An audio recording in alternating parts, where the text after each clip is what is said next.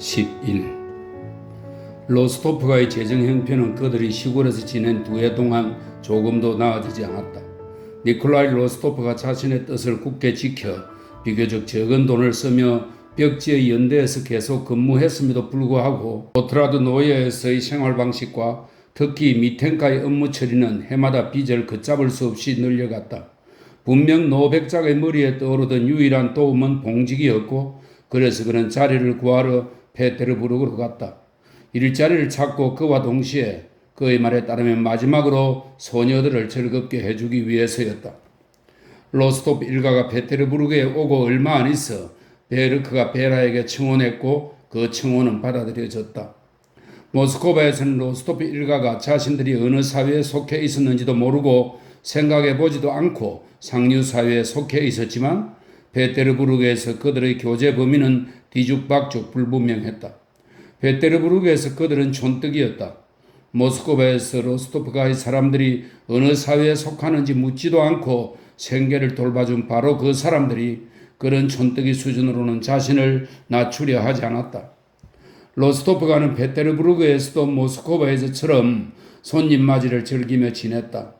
오트라드 노예의 이웃인 늙고 가난한 지주와 그 딸들, 시녀와 페론스카야, 피에르 베조프, 군 우체국장의 아들로 페테르부르크에서 근무하는 남자 등 온갖 인물들이 그들의 밤참에 모였다. 남자들 가운데 보리스, 노백작이 길에서 마주쳐 집으로 끌고 온 피에르, 그리고 베르그는 로스토프가의 페테르부르크 저택에서 금방 한 식구가 되었다. 베르크는 여러 날을 온종일 로스토프가에서 보내며 청혼할 작정인 젊은이가 보여줄 만한 그런 관심을 맞이인 베라 백작 영예에게 기울였다. 베르크가 아우스트리츠 전투에서 다친 오른팔을 모두에게 보여주며 불필요한 장금을 왼손에 쥐고 다닌 것은 헛되지 않았다. 그가 그 사건을 너무도 집요하고 의미심장하게 모두에게 이야기해서 다들 그 행동의 합목적성과 가치를 믿었다. 그리하여 베르크는 아우스트리츠 전투로 2개의 포상을 받았다. 핀란드 전쟁에서도 그는 무공을 세우는 데 성공했다. 그는 총사령관 옆에 있던 부관을 죽인 유탄 파편을 주어 지휘관에게 가져갔다. 아우스트리츠 전투 이후에 그랬던 것처럼 그가 그 사건에 대해 어찌나 오랫동안 집요하게 모든 사람들에게 이야기했던지 또 다들 응당 그렇게 해야 했나 보다고 믿었다. 베르크는 핀란드 전쟁으로도 2개의 포상을 받았다. 1809년 그는 훈장을 주렁주렁 단 근위대 대위가 되어 페테르부르크에서 특별하고 유리한 직책을 맡고 있었다. 비록 몇몇 자유사상가들이 베르크의 장점을 들을 때 빙긋거리기도 했지만 베르크가 상관에게 뛰어난 평가를 받는 꼼꼼하고 용맹스러운 장교이며 앞길이 창창하고 사회에서 확고한 위치까지 확보한 겸손하고 도덕적인 젊은이라는 점은 인정하지 않을 수 없었다. 4년 전 모스크바 극장의 아래층 일반석에서 독일인 동료와 마주친 베르크는 그에게 베라 로스토바를 가리키며 이렇게 말했다. 저 아가씨는 내 아내가 될 거야. 그리고 그 순간부터 그녀와 결혼하기로 결심했다. 이제 페테르부르크에서 로스토프가와 자신의 지위를 저울질해 본 뒤 그는 때가 왔다고 판단하여 청혼을 한 것이다. 베르크의 청혼은 처음에는 그로서는 달갑지 않은 당혹과 함께 받아들여졌다. 내력도 확실하지 않은 리보니아 귀족의 아들이 로스토바 백작 영예에게 청혼한다는 것이 처음엔 이상하게 여겨졌다. 그러나 베르크의 성격이 그렇듯 순박하고 선량한 이기주의였기에 로스토프가 사람들은 저도 모르게 베르크 자신이 이것은 좋은 일이다, 심지어 아주 좋은 일이다 하고 그토록 확신한다면 분명 좋은 일일 것이라고 생각하게 되었다. 게다가 로스토프가의 재정 형편이 아주 엉망이었고 구원자가 이를 모를 리 없었다. 무엇보다 베라는 24살이었고 사교계의 모든 자리에 드나들고 있었다. 그녀가 의심할 여지 없는 아름다움과 분별을 갖추었는데도 지금까지 누구 한 사람 그녀에게 청혼한 적이 없었다. 성낙이 떨어졌다. 자, 알겠습니까? 베르크는 그저 누구에게나 친구가 있다는 것을 알았기 때문에 친구라고 부르던 동료에게 말했다. 이제 알겠죠? 나는 이 모든 것을 다 헤아렸습니다. 내가 모든 문제를 심사숙고하지 않았다면, 그리고 이 일이 어떤 이유로든 달갑지 않았다면 나는 결혼하려 하지 않았을 겁니다. 그런데 지금은 오히려 이제는 내 아버지와 어머니가 생활을 보장받게 되었습니다. 나는 그분들에게 오스트제이스키 지역에 있는 토지를 임대받게 해드렸습니다. 나와 아내는 페테르부르크에서 나의 봉급과 그녀의 재산과 나의 꼼꼼함으로 살아갈 수 있습니다. 잘 살 수 있습니다. 나는 결코 돈 때문에 결혼하는 게 아닙니다. 그런 것은 천한 짓이라고 여깁니다. 하지만 아내도 자기 몫을 가져오고 남편도 자기 몫을 가져와야 합니다. 내게는 직무가 있고 그녀에게는 인맥과 약간의 재산이 있습니다. 우리 시대에 그것은 어떤 의미를 갖습니다. 그렇지 않습니까? 하지만 무엇보다도 그녀는 아름답고 존경할 만한 아가씨이며 나를 사랑합니다. 베르크는 얼굴을 붉히고 씩 웃었다. 나도 그녀를 사랑합니다. 그녀가 신중하기 때문이지요. 아주 좋은 성품입니다. 그녀의 여동생은 한가족인데도 완전히 딴판인데요. 불쾌한 데다 지성도 없습니다. 정말이지. 알겠죠? 불쾌합니다. 내 약혼녀는 나중에 우리 집에 오십시오. 베르크는 계속 말했다. 그는 식사하러 오라고 하려다가 마음이 바뀐 듯 차 마시러 오라고 말했다. 그러고는 혀를 재빨리 내밀어 담배 연기로 행복에 대한 그 염원을 충만하게 구현한 작은 둥근 고리를 만들어 내뱉었다. 베르크의 충원이 부모에게 불러일으킨 처음의 당혹감 이후에 그런 경우에 흔히 있는 축제처럼 떠들썩한 기쁨이 집안에 찾아왔다. 그러나 진정한 기쁨이 아니라 표면적인 기쁨에 지나지 않았다. 이 혼인에 관한 가족들의 감정에서 곤혹스러움과 수치심이 뚜렷하게 느껴졌다. 지금 그들은 자신들이 베라를 그다지 사랑하지 않았고 이제는 그녀를 기꺼이 떼어버린 것에 부끄러움을 느끼는 것 같았다. 누구보다 당혹스러워한 사람은 노백작이었다. 아마 그는 자신이 곤혹스러운 이유를 말로 표현할 수 없었겠지만 그 원인은 돈 문제였다. 그는 자신이 가진 게 무엇인지, 빚이 얼마인지, 베라에게 지참금으로 무엇을 줄 수 있는지 확실하게 알지 못했다. 딸들이 태어났을 때 각자에게 지참금으로 농노가 300명씩 할당되었다. 그 마을 중 한 곳은 이미 팔렸고 다른 한 곳은 저당을 잡혔는데 지불 기한이 한참 지나서 매각해야 했다. 그래서 영지를 주는 것은 불가능했다. 돈도 없었다. 베르크가 약혼자가 된 지 벌써 한 달이 지났고 결혼식까지는 겨우 일주일이 남았다. 백작은 여전히 지참금 문제에서 마음의 결정을 내리지 못했고 이에 대해 아내와 말을 나누지도 않고 있었다. 백작은 베라에게 리아잔 영지 일부를 떼어줄까? 숲을 매각할까? 엄을 담보로 돈을 빌릴까 고민했다. 혼인을 며칠 앞둔 어느 날 베르크는 아침 일찍 백작의 서재에 들어와 즐거운 미소를 지으며 미래의 장인에게 베라 백작 영의 지참금으로 무엇을 줄지 알려달라고 정중히 요청했다. 백작은 오래전부터 예상해오던 이 질문에 너무 당황한 나머지 머리에 처음 떠오른 생각을 경솔하게 말해버렸다. 자네가 염려해주니 좋네. 좋아. 만족할 걸세. 그는 베르크의 어깨를 툭 치더니 대화를 끝내려고 자리에서 일어났다. 그러나 베르크는 환하게 웃는 낯빛으로 만약 베라의 지참금으로 무엇을 받게 될지 확실히 알지 못하면 그리고 그녀에게 할당된 몫의 일부라도 미리 받지 못하면 부득이 결혼을 단념할 수밖에 없다고 말했다. 왜냐하면 생각해 보십시오, 백장님. 만약 지금 아내를 부양할 일정한 자금도 없이 결혼하려 한다면 저는 비열한 행동을 하게 되는 겁니다.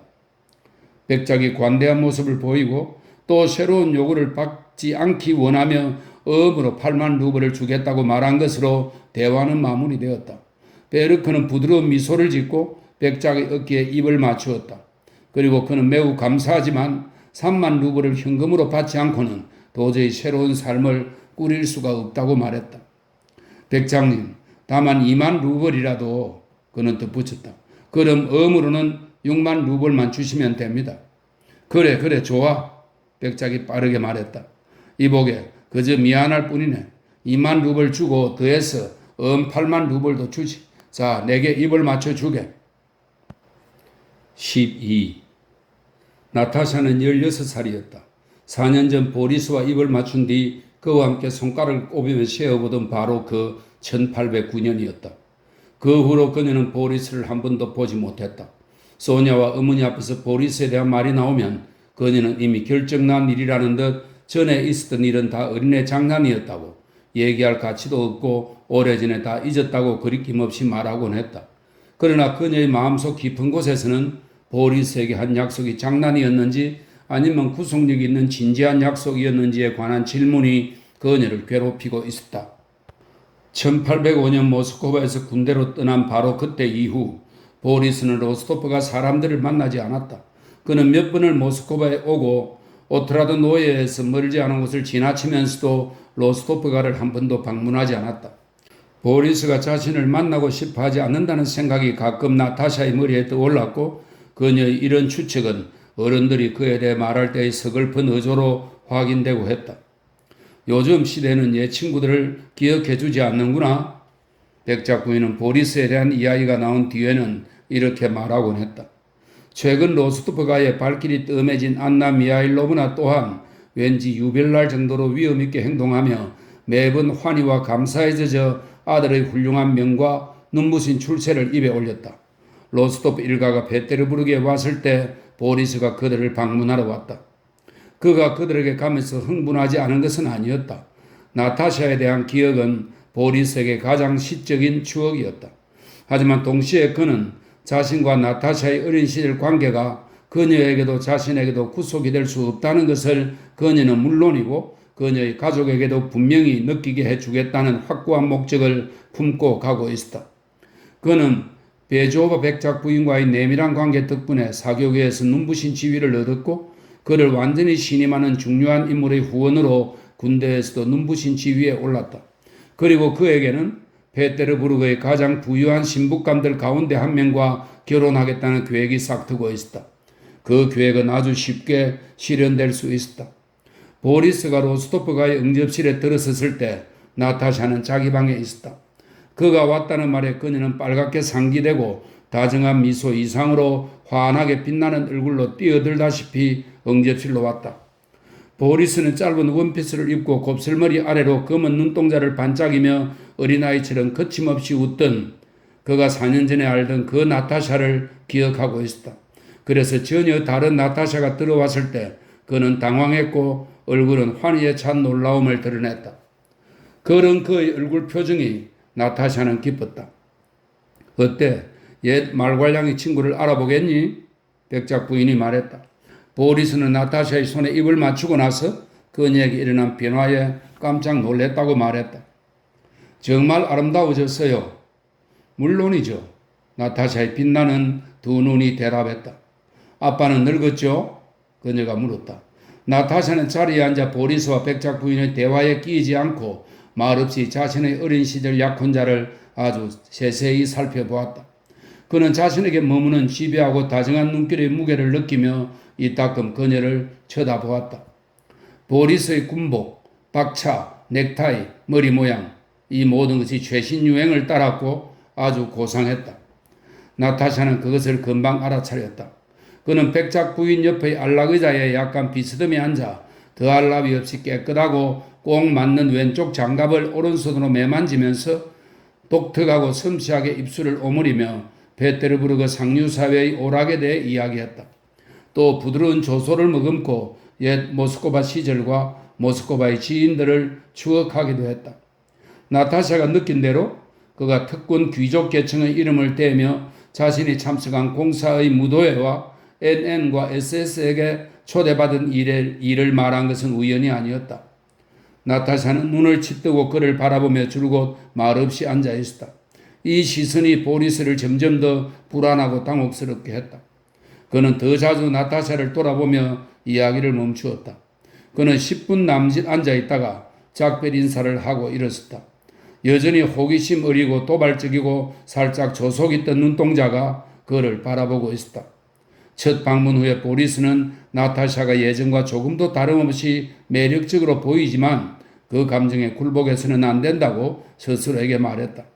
재산이 거의 없는 아가씨와의 결혼은 그의 경력의 파멸이 될 것이고 결혼할 목적 없이 예전의 관계를 회복하는 것은 품이 없는 행동이 될 것이기 때문이었다. 보리스는 나타샤와의 만남을 피하기로 스스로에게 다짐했다. 하지만 그런 결심에도 불구하고 며칠 후 다시 로스토프가에 갔고 자주 떠나들며 온종일 그곳에서 시간을 보내곤 했다. 그는 나타샤와 의논해야만 할 것 같은 생각이 들었다. 옛 일은 전부 잊어야 한다고. 그 모든 것에도 불구하고 그녀는 자신의 아내가 될 수 없다고, 재산이 없는 자신에게 결코 시집 보내지 않을 것이라고 그녀에게 말해야 할 것 같았다. 하지만 여전히 그렇게 하지 못했고 그런 해명의 말을 꺼내기가 거북했다. 날이 갈수록 그는 점점 더 혼란에 빠졌다. 어머니와 소냐가 보기에 나타샤는 예전처럼 보리스에게 빠진 것 같았다. 그녀는 그가 좋아하는 노래를 불러주고 그에게 앨범을 보여주며 거기에 글을 쓰게 했다. 그가 옛 일을 추억하게 내버려 두지 않고 새로운 것이 얼마나 아름다운지 깨닫게 만들었다. 그래야 그는 하려던 말을 꺼내지도 못한 채 자신이 무엇을 하고 있고 무엇을 위해 오곤 했는지, 이 일이 어떻게 끝날지 알지 못한 채 날마다 안개 속을 헤매고 있었다. 보리스는 엘렌에게 가는 발길을 끊었고 그녀로부터 매일같이 비난하는 쪽지를 받으면서도 로스토프가에서 온종일 머물며 하루하루를 보냈다. 13. 어느 날 저녁, 노백작 부인이 얇은 웃옷을 걸치고 곱슬머리 가발을 벗은 머리에는 나이트캡을 쓰고서 하얀 옥양복 나이트캡 아래로 성긴 머리카락 한 타래를 늘어뜨린 채 깔개 위에서 머리를 조아리고 탄식과 신음소리를 내며 저녁 기도를 하고 있을 때 그녀의 방문이 삐걱 소리를 내더니 머리카락에 컬 페이퍼를 만 나타샤가 똑같이 얇은 웃옷을 입고 맨발에 슬리퍼를 신고서 뛰어들어왔다. 백작 부인은 뒤를 돌아보며 얼굴을 찌푸렸다. 과연 이 침상이 나의 관이 되옵니까? 그들은 마지막 기도문을 끝맺는 중이었다. 기도할 기분이 망가졌다. 얼굴이 밝았고 생기 넘치던 나타샤는 기도 중인 어머니를 보자 갑자기 다름질을 멈추고 몸을 쪼그리더니 스스로를 위협하듯 자기도 모르게 혀를 내밀었다. 어머니가 계속 기도하는 것을 보고 그녀는 발끝으로 침대로 뛰어가서 자그마한 두 발을 재빨리 비벼 슬리퍼를 벗어던지고는 백작 부인이 자신의 관이 되지 않을까 두려워하던 침상 위로 발짝 뛰어올랐다.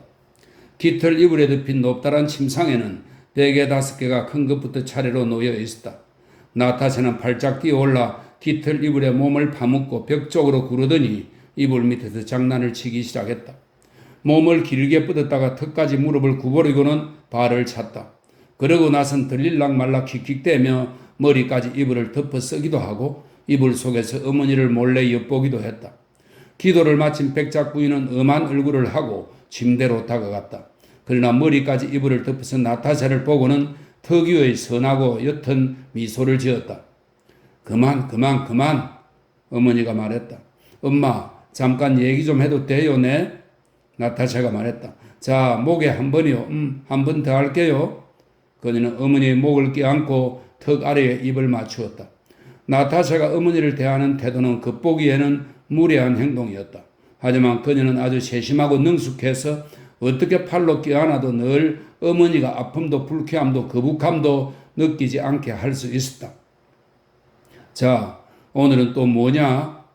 어머니는 베개 위에 편안하게 자리를 잡고는 나타샤가 두 발을 차고 두 번 몸을 구른 뒤에 한 이불 아래 나란히 누워 두 손을 내놓은 채 진지한 표정을 지을 때까지 기다렸다가 말했다. 밤에 백작이 클럽에서 돌아오기 전에 이렇게 이루어진 나타샤의 방문은 어머니와 딸이 가장 좋아하는 즐거움 중 하나였다. 도대체 오늘은 뭐야? 나도 너한테 할 말이 있는데. 나타샤가 한 손으로 어머니의 입을 막았다. 보리스 얘기죠. 알아요. 그녀가 진지하게 말했다. 저도 그래서 왔어요. 말씀하지 마세요. 알아요. 아니에요. 말씀하세요.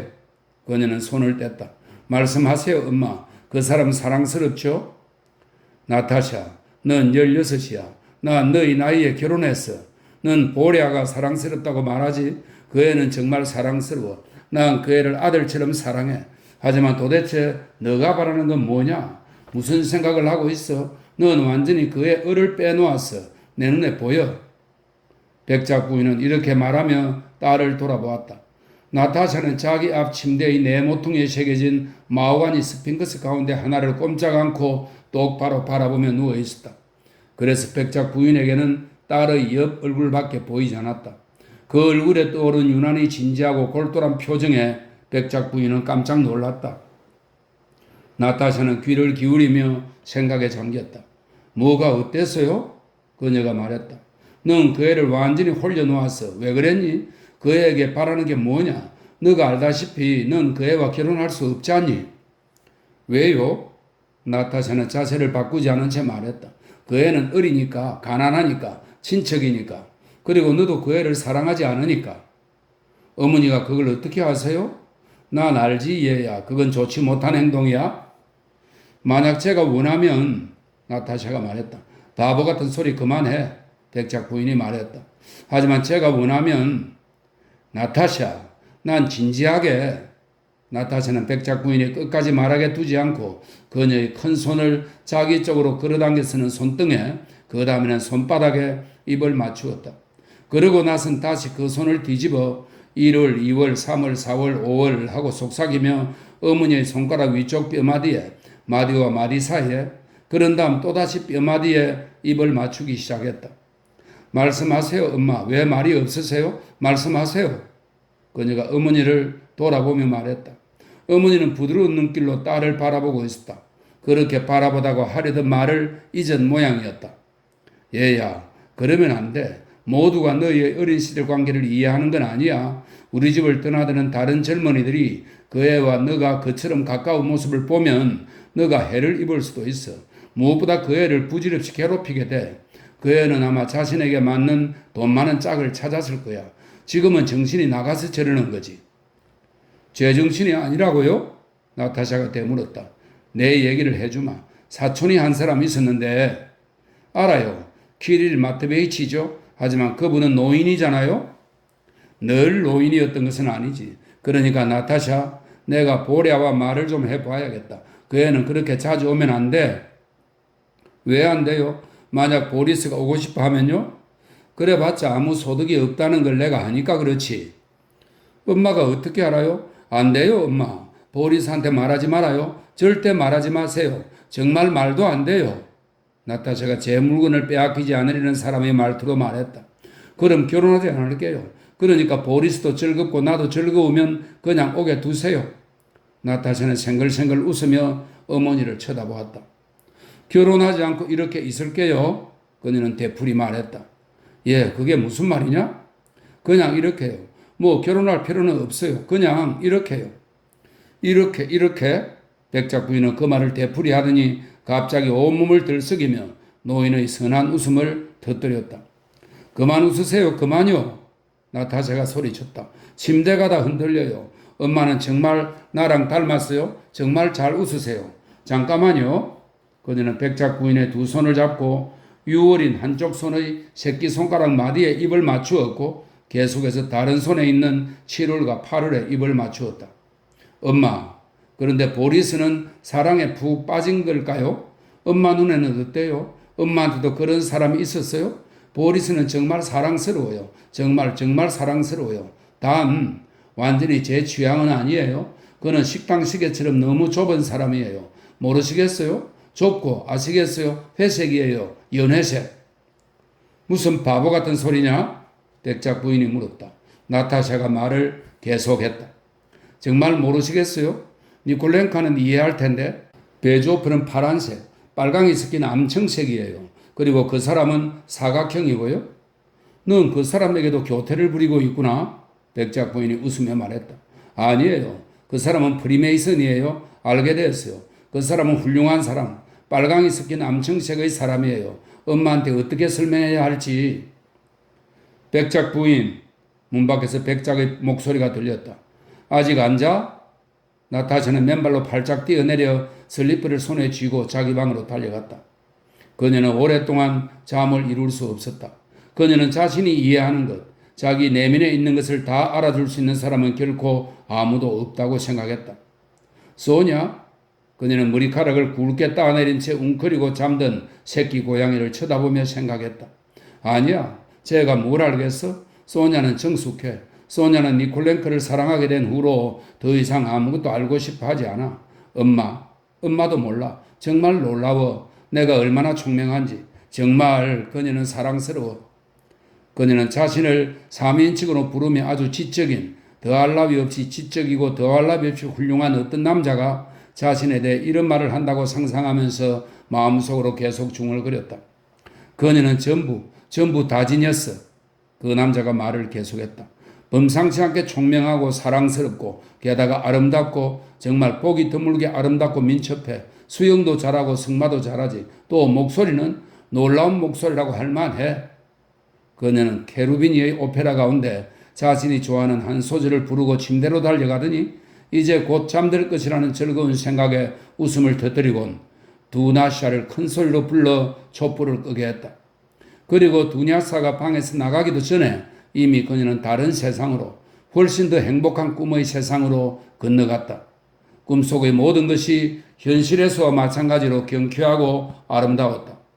그리고 현실과 달라서 훨씬 더 좋았다. 다음날 백작 부인은 보리스를 집으로 초대해 이야기를 나누었고 그날 이후 그는 더 이상 로스토프가에 오지 않았다. 14.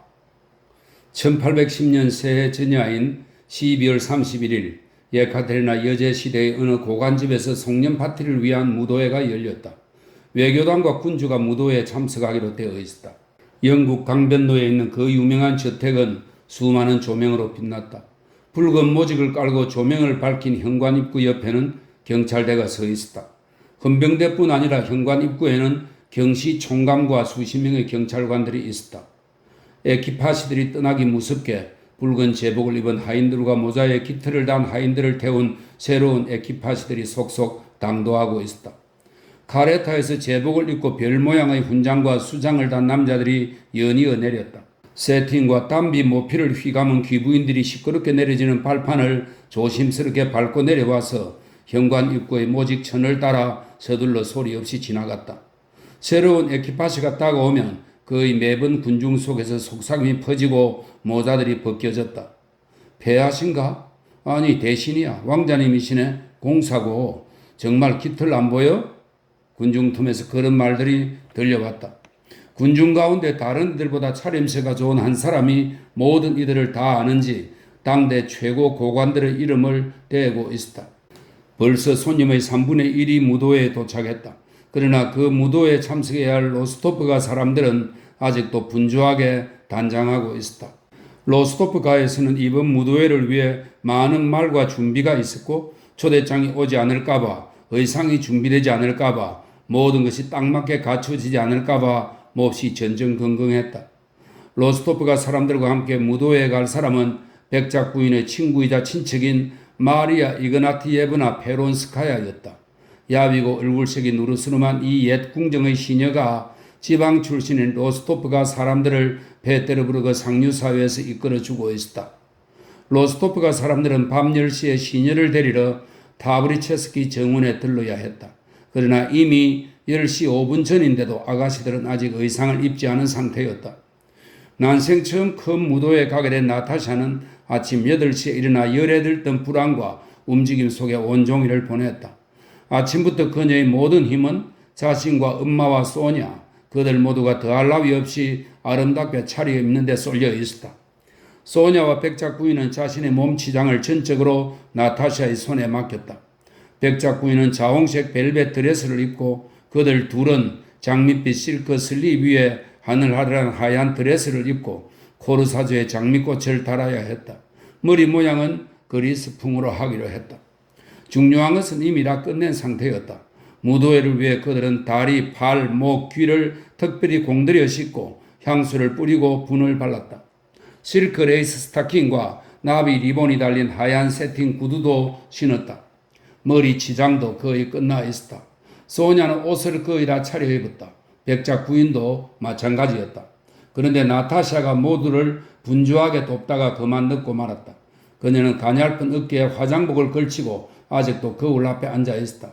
이미 옷을 입은 소냐는 방 한가운데 서서 장식 핀 밑에서 삐걱대는 마지막 리본을 자그마한 손가락으로 아프도록 누르며 고정하고 있었다.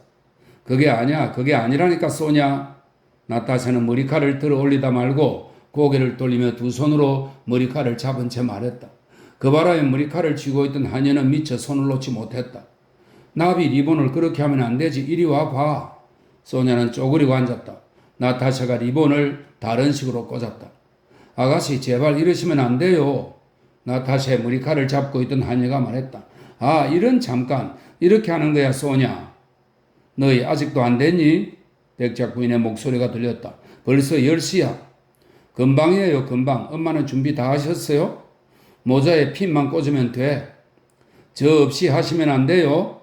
나타샤가 소리쳤다. 엄마는 못 하실 거예요. 하지만 벌써 10시야.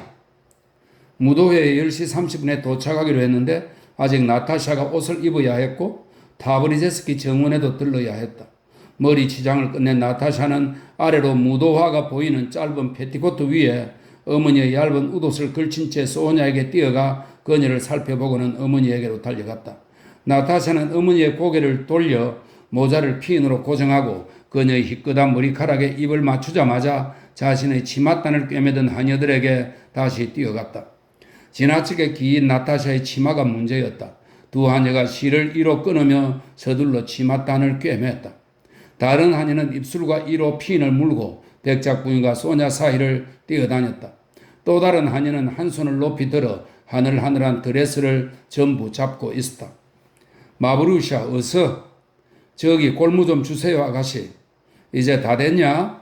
백작이 문 밖에서 들어오며 말했다. 여기 향수 가져왔다. 페론스카야가 벌써 기다리다 지쳤을 거야? 됐어요, 아가씨.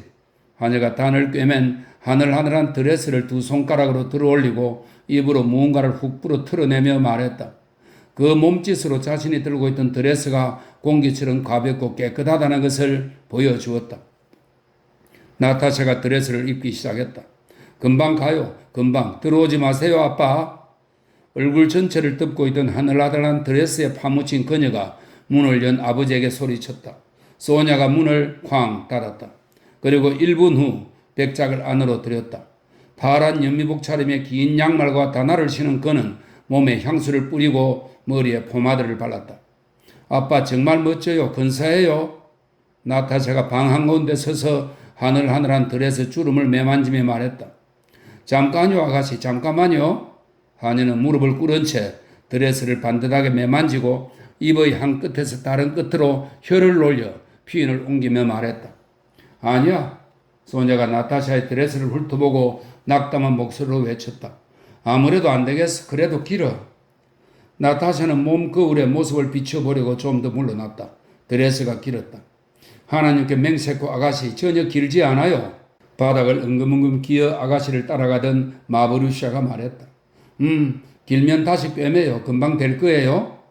결단력 있는 두냐샤가 가슴께의 숄에서 바늘을 뽑아 다시 마룻바닥에서 일감에 매달리며 말했다. 그때 모자와 벨벳 드레스 차림의 백작 부인이 부끄러운 듯 조용히 들어왔다. 오, 나의 아름다운 여인이여. 백작이 외쳤다. 너희 모두보다 더 예쁘다. 그가 안으려 하자 백작 부인은 얼굴을 붉히며 옷이 구겨지지 않게 뒤로 물러섰다. 엄마, 모자를 좀 더 비스듬하게 쓰세요. 나타샤가 말했다. 피인을 다시 꽂아드릴게요. 그러고는 앞으로 달려갔고 바느질을 하던 하녀들이 미처 그녀를 따라잡지 못해서 하늘하늘한 드레스가 살짝 찢어졌다. 맙소사, 이게 뭐야? 하나님께 맹세하는데 내 잘못이 아니야. 괜찮아요. 제가 꿰맬게요. 안 보일 거예요. 두냐사가 말했다. 아름다워요, 나의 여왕님.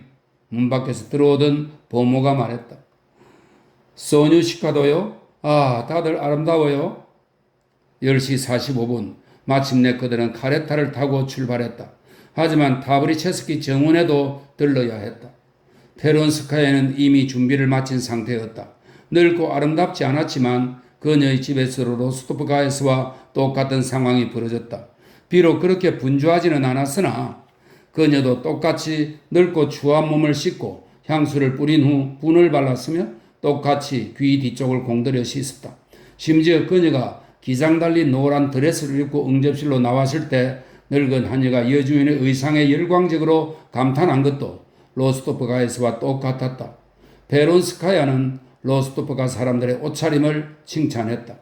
로스토프가 사람들은 그녀의 취향과 옷차림을 칭찬하고 머리 모양과 드레스를 조심하며 카레타에 제각기 자리를 잡고 11시에 출발했다.